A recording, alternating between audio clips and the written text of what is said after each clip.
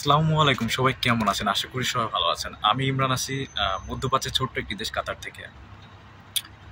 তো আজকে আপনাদের সামনে আসার মূলত উদ্দেশ্য হলো আমাকে বাংলাদেশে কিছু ভাই কোয়েশ্চেন করেছে যে বাংলাদেশে বুলগেরিয়া ভিসা সেন্টার কবে চালু হবে।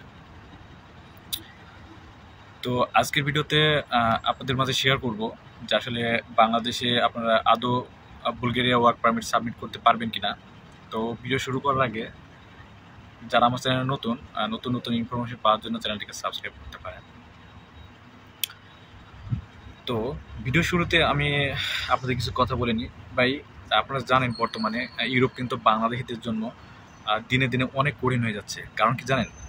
কারণ এই কঠিন হওয়ার পিছনে আমরা কিন্তু বাংলাদেশিরাই দায়ী একমাত্র। কারণ আমাদের বাংলাদেশিদের মধ্যে ধৈর্য কম। আমরা যখন কোনো একটি ইউরোপ সেনজেনভুক্ত দেশে যাই তখন আমরা ভাবি যে হয়তো আরেক দেশে গেলে ডকুমেন্ট পাওয়া বা স্থায়ী হওয়া অনেকটা সহজ হবে। তখন আমরা কি করি? তখন এই দেশ ছেড়ে ওই দেশে চলে যাই।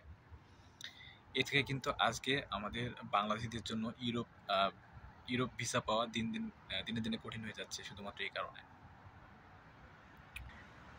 যারা অলরেডি বুলগেরিয়ার পারমিট ইস্যু করে ফেলেছেন তাদের কাছে আমার একটা রিকোয়েস্ট থাকবে, আপনারা যত দ্রুত পারেন ইন্ডিয়াতে ইন্ডিয়াতে ডেট নেওয়ার চেষ্টা করেন। কারণ বাংলাদেশের যে অবস্থা দেখলাম আর কি, আমার মনে হয় না আদৌ এবছরে বুলগেরিয়া ভিসা সেন্টার চালু হবে কি সন্দেহ আর কি।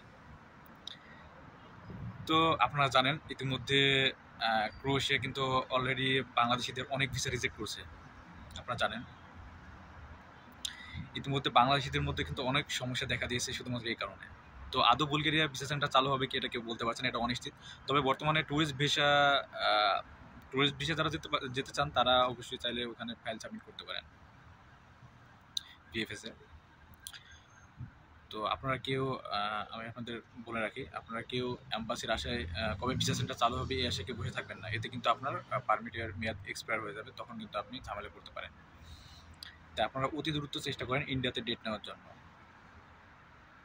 আর আপনাদের আমি আরও কিছু তথ্য শেয়ার করবো আজকে, তো ভিডিওটি কেউ টেনে দেখবেন না।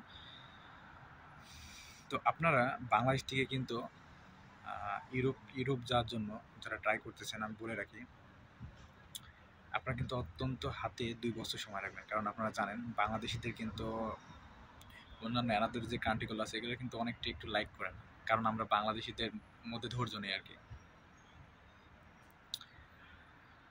তো আপনারা অবশ্যই বিষয়গুলো মাথায় খেয়াল রাখবেন। আর সবাই ভালো থাকবেন আর চ্যানেলটিকে সাবস্ক্রাইব করবেন।